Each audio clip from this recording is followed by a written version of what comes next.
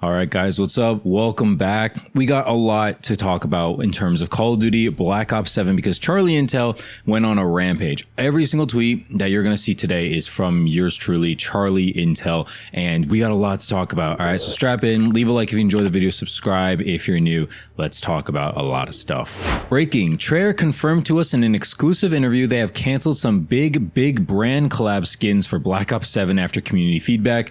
There are opportunities that we have lined up. After that, some of our conversations, we straight up turned them down. This is very interesting. Okay, first off, I don't know how true this is. Let's be honest here.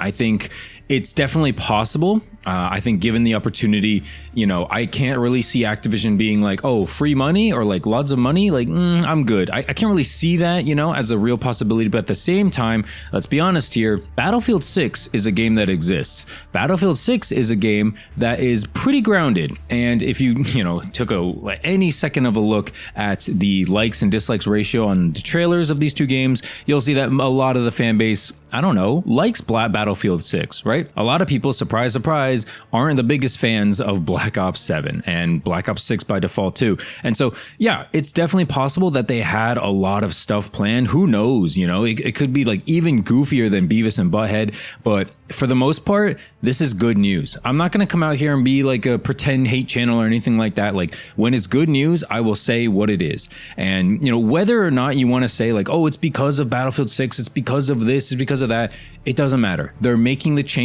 They're actually listening, because this is something that I would say fought for the longest time. Even recently, I made a video about like Call of Duty losing its identity. I know I'm not the only one who resonated with that sentiment. And so, yeah, let's be honest here. It's a good thing. Okay. It doesn't matter what people are telling you. This is good stuff.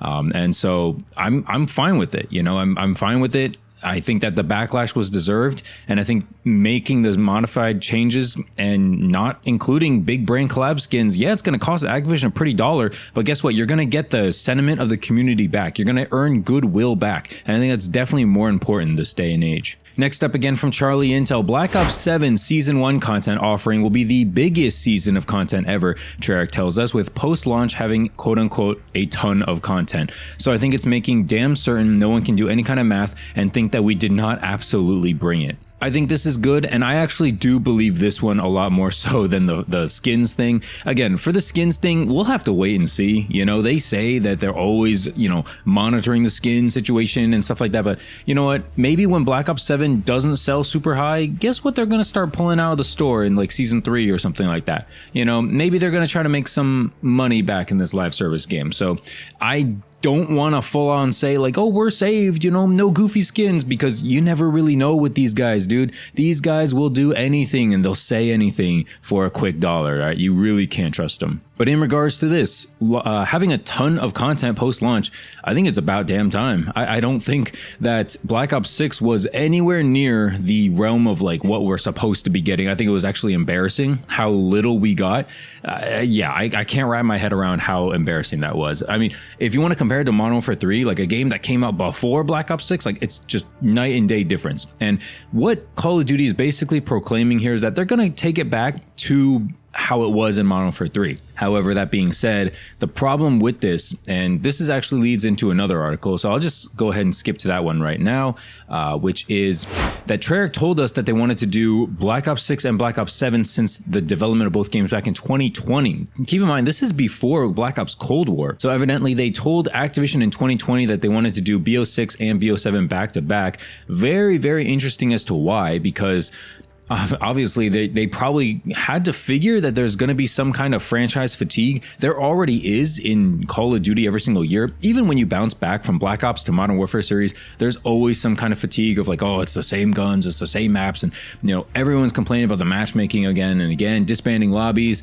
goofy skins, like all that stuff doesn't leave game to game. But in this universe where it's both Treyarch, both Black Ops, I think a lot of the haters have some room to stand on when it comes to like, yeah, we're playing the same game over and over again. If you watch my video the previous day, we talked about the perks from Black Ops 7 coming into Black Ops 6, and it's like, dude, it's the same perks. We're playing the same game. It's like the same colors too. Like, bro, we're really spending money on DLC. And quick side note on that, I saw a lot of people hating on me. I would reply to Charlie Intel and stuff like that on Twitter. By the way, go follow me on Twitter if you haven't already. And I would just say stuff like, dude, this looks like Black Ops 6, or this looks like a DLC. And then like goofy ass losers would reply to me in the comments and be like, dude, what are you talking about? It's a completely different thing. Like that, this is modern and that's going to be future. Like, dude, shut up. Like what planet are you on? Are we looking at the same images? Are we watching the same trailer? Like, oh my God, dude, it's literally a DLC. You can call it 2035 all you want. Like it's the same company. It's the same game.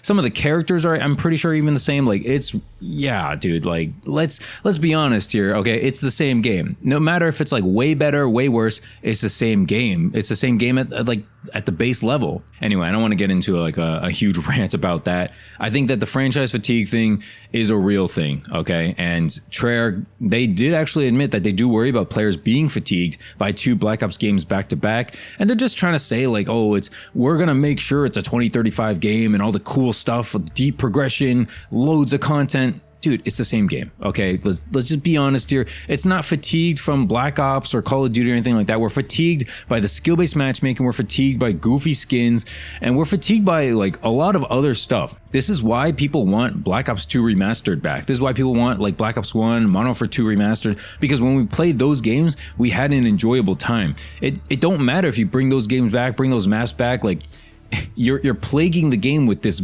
huge virus of skill-based matchmaking and just blending that with not listening to the community feedback about perks, about weapon balance, about this, that. It makes for a huge conglomerate recipe of just trash, okay? And that's what we've been playing. That's what we've been subjected to. That is what we are fatigued by. It's not necessarily just Black Ops 6 and 7, you know, insert 6-7 TikTok joke here. You know, it's not about that kind of thing. It's about what we're playing. It's about the playing experience. And I don't know, I don't think any developers actually play their own games at this point. This is actually a perfect segue, completely unplanned, about the next thing I want to talk about, skill-based matchmaking. Apparently developers actually address skill-based matchmaking and disbanding lobbies, because I'm sure they probably got asked it a million times a minute. And Treyarch told Charlie Intel that they see the comments on it, but it's not under their control to change or adjust those. We are just the developers. And guys, I'm torn here. I think that this is partially true. I think that the developers probably can't control something that big.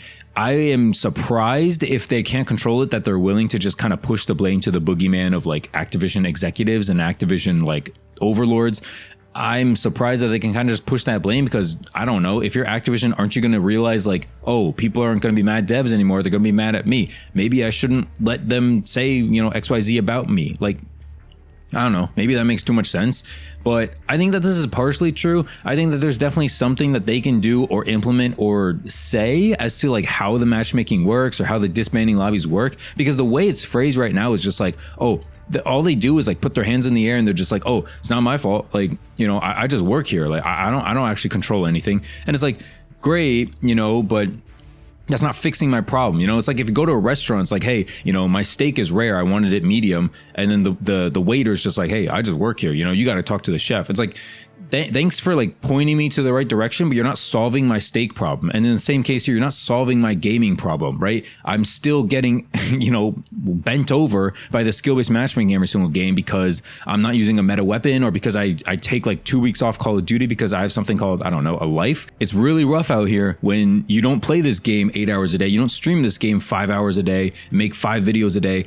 Like it's hard, you know, for normal people out here. But Call of Duty really just caters to either the complete bots and casual players out there, or the super sweaty try-hard TTV sweats with 2 viewers, one of them being your mom. Like, what are we doing here, right? There's more categories than just those 2 categories out there. I know you want to appeal to the masses, and unfortunately or fortunately, the way you look at it, that is the casual player. That is like the dad who hops on once a month. That is the druggy smoker 21 dropout student who, you know, I don't know, like plays when he's high every now and then. Like it's those players, like those are the predominant like majority. But let's be honest here, there's a lot of people who like your game, who want to see it improve, and who just have a life as also, you know? And I don't know, Call of Duty is just not catering to them whatsoever. Let's talk about something specific in Black Ops 7 here, and then I'll leave the rest of the stuff for another video because there's just way too much to talk about in a single video here. But yeah, Treyarch's Matt Scrontz clarified to us why Pick 10 hasn't returned to Call of Duty. And he says, it's not that we'll never do it. We talk about it every game. We just haven't found the right way to do it. And I don't think the right way to do it is how old we did it 13 years ago. And I think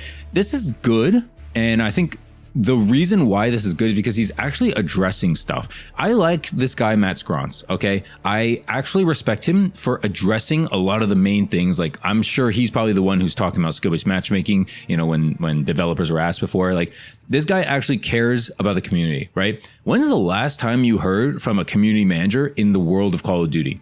Honestly, it's probably Joe Seacott or like David Vonderhaar, but then, you know, just to let you guys know, this might blow some of your minds, David Vonderhaar has been gone for like 2-3 years, right? So who have you been heard of? Like Joe Seacott? Okay, check his Twitter. When's the last time he said anything, right? Like, we just have no communication. Our best source of communication is like modern freaking Warzone, right? Like, it's just bad out here, you know? How do you have this huge mega franchise with so many players, so many fans, so many viewers, so many supporters, you know? You see how many microtransactions are out there. Like, people love this franchise, and you don't have a single person talking about it, right? Anyway, shout out to my boy Matt Scrontz. Pick 10, he basically says, yeah, we talk about it all the time. That's actually surprising, but he says we haven't found the right way to do it. I guess that's fine. I will admit Call of Duty has changed in the past 13 years, so I don't expect them to just copy paste and call it a day. I think that attachments, perks, they got to balance a lot of things, but I don't think that this is an excuse. I think that they should bring this back. I think a lot of people enjoyed the hell out of Pick 10. It provides good balance. It provides good trade-off, right? Because how many times in Call of Duty Black Ops 6 are you just running the same like perk setup, the same attachment, the same lethal, tactical, things like that, right? In this Pick 10 system, you can trade off a tactical, you can trade off a lethal to get an attachment, to get a perk, to get a secondary, to get another primary, right? Like, there's a lot of balance there. It was very like simple, but also not. I don't know if that makes sense, but it wasn't like the most complicated thing, but it was fun, and it created like balance. It created something to go for in the game. I personally am a big fan of Pick 10, and when they do bring it back, I hope that they do bring it back good and well. So I don't know. As of now, Matt Scrontz, I guess you're kind of off the hook. Let me know what you guys think about this, okay? This was a fun video to make. I had a lot to talk about, and yeah, I'm back for Black Ops 7, guys. I'm excited. I'm not going to go full rage bait, you know? I'm just going to be me, you know? So if you enjoy that, leave a like, subscribe if you're new. I'm going to be very real here on this channel. It's not about getting the clicks and things like that. It's about giving my honest feedback, and, you know, maybe we can like earn a paycheck every month or something like that from this. It'll be a good time. Subscribe, lock in, leave a comment in the comment section if you made it this far. Just say hi, and I'll see you guys later. Peace out.